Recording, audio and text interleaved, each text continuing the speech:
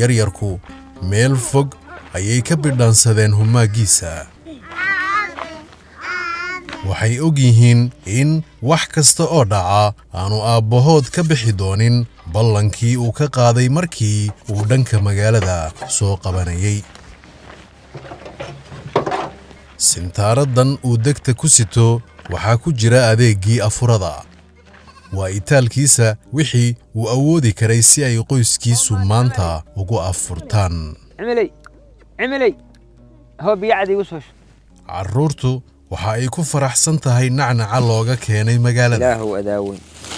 nimca ka dhacday farax iyo khadrase waxa ay ka fekerayaan sida uu xaalku maalmaha xiga noqon doono waa garta oo qof baan sharaabina ku soo dhiibay in ilma guulad ma inay keeneen laga helay iyaga keeni doona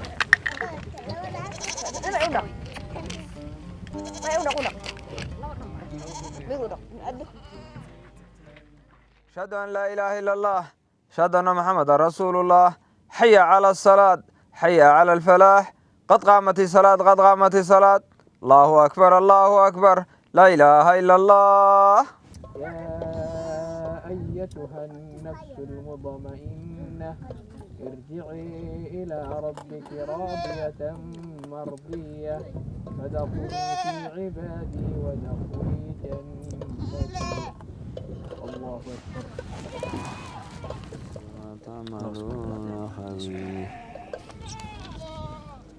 reer guuraaga Soomaalidu meel kasta oo ay joogaan ku sheegan cibaadada iyo alla ka cabsiga Almajiidow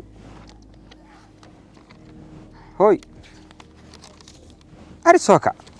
yaa ku jira aroor kasta oo ramadaanka ahna waxay qoyska reer Faarax maalintoodu ku bilaabataa quraan akhris iyo in ubadka iyo xoolahaba lagu tufo laqad khalaqna al-insana fi ahsani taqwim thumma radadnahu asfala as-safilin إلا الذين آمنوا وعملوا الصالحات فلهم أجر غير ممنون فما يكذبك بعد بالدين أليس الله بأحكم الحاكمين ما تحرى رعاي هذاك غرشيسا شلا يا لجري أمال بالجري أمال ماذا لجري شلا دوعد مالك حقي لجري بنكنا أيامها دوعد مالك وإحنا معونين وحرت اللواي ما لها لي حرت اللواي سوي وحرت اللواي ما لها لي أنا مقالد إن هذا لقى يابا أنا أريق وحكسو ورابيو دبدين عاو حتى إن كبهذا لقى يابا غير كيس كحجية هذا حين يجي للسوية لضاد إسكاريب خير بين سكوجنا أنا هرت مقعي واحد لي هذا فارح بولاد عمر وحن دقنا هي هلا كان اسم الله الرحمن وحنا لي هذا حده أصحاب القرية أو محنكو إلى هذا بعديها اسم مقالة ودوبان ونهي الحمد لله رب العالمين أرجع حلده كجرة بقويس كدان وحلا كان جوي دتك أيوة ذا ليه أنت سؤالي وذا كان نمع ربوي مركا إلهي با نمع ذاس أنا أقول هاد علينا هاد عيد كلاتهم ما هذا اللي علين كلام ما يجده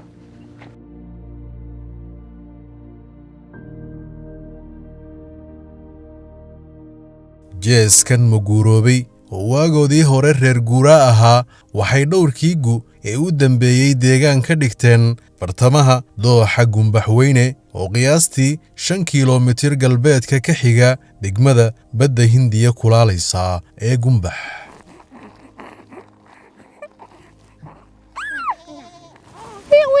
caananuugani waxa uu dhalan yahay 12 toddobaad waana kan ugu daada yar ubadka uu Faarax Guuleed u awooga yahay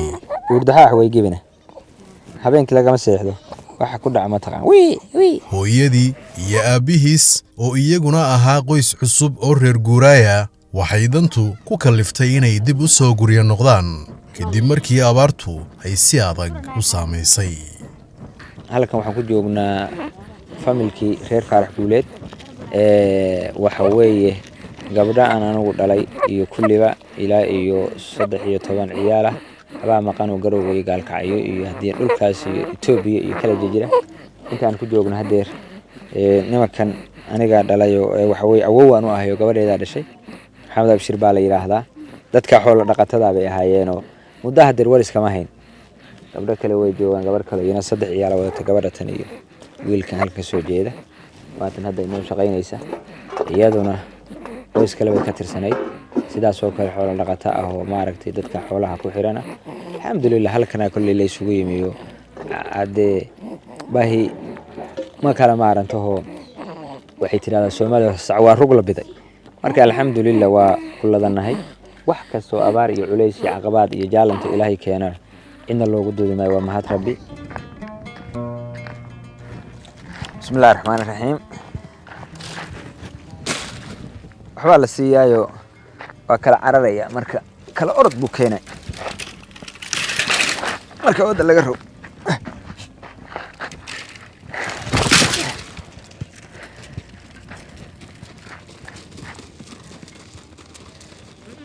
iska ilaaliya ariga hoy iska cish iyo alaabteena ku jajabin ariga waxaa maanta loo waraab geyn doonaa halka ceel ee ka sii qoyan ceelasha degmada Qumbax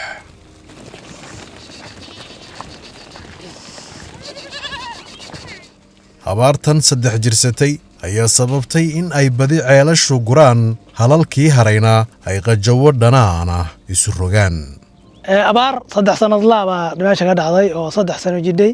ceelashii way qalaleen waxna waxay noqdeen milix ceelashiyaas iga dambeeyo dhan kulli way gureen magaalada ceelkaas ceel u ah inta kalena waxay noqdeen milix geel ceelku yimid sidaas uga dareeray weeye waa cabbi waayay ceelkaas biyihii waa kuwa halka yaal waa ku jiraanin waa cabbi waayay waa milix magaalada oo dhan ceelka gabana bay ka cabtaa ceel kalena ma leh kuma jiro 20 litir oo biyo ah waa la miilaystaa miilo waa lagu dhaastaa waxaan maqli jiray ari war ma leh waxaan maqli jiray low taag iyo laba taag waxaan maqli jiray hadii Ilaahay idmaha dhuuxnuug laakiin tan waxa la yiraahdaa geel war ma leh abaartan waxa loo bixiyay geel war ma leh sababtoo ah anna waxaan degnaa dadka xeebaha iyo saaxilka ah xeebuhuna waxay lahaan jireen milix iyo xooluhu daranta bay ku rigamaan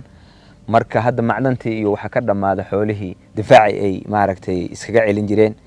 marka waxa hor dhamaada geeli arigo aan loo tagin ba waxa dhamaada geeli marka waqtiga abaar dhacaana waxa arki jiray in ay maaragtay dadka geela haystay oo geela dulcadaha ama maqasha leh reerkii shan haysta ama lix haysta ba abaarta ka badbaadi jiray maanta maxaa u dhigaysaa ka tabarba ma haysan dhaqayada kabiray beel ku guurtay wuxuu keenay aniga waxa la dhahaa Khadra Maxamed Jaamac halkaana jooga aniga iyo waxa la yiraahdo caruurtaydi hooyooyinku ahaa ciyaalka ayeeyinku ahaa halkaana ku suganahay waxa la yiraahdo Cabdi Galaas ka qaad qaabta urur waxa la yiraahdo waa fiicnahay xaaladayna waa ma sha Allah abaartana waa jidhaa Ilaah baa keenay waxa la yiraahdo xooluhuna waxba ma haystaan waxay dhulka ku gooyaan ma haystaan waa dareeraan oo soo galaanin waana Ilaah baan uga mahad celin rabbi maana keenay in kana qaadaya anagu dad badatay baan dhaanaayo halkan berkad baa ku taalo aanu mararka qaybtooda Ilaahay roob noogu shuba ama aan biyo ku shubanaaba oo hadii Ilaahay idmahayo ariga marka iyo geelaba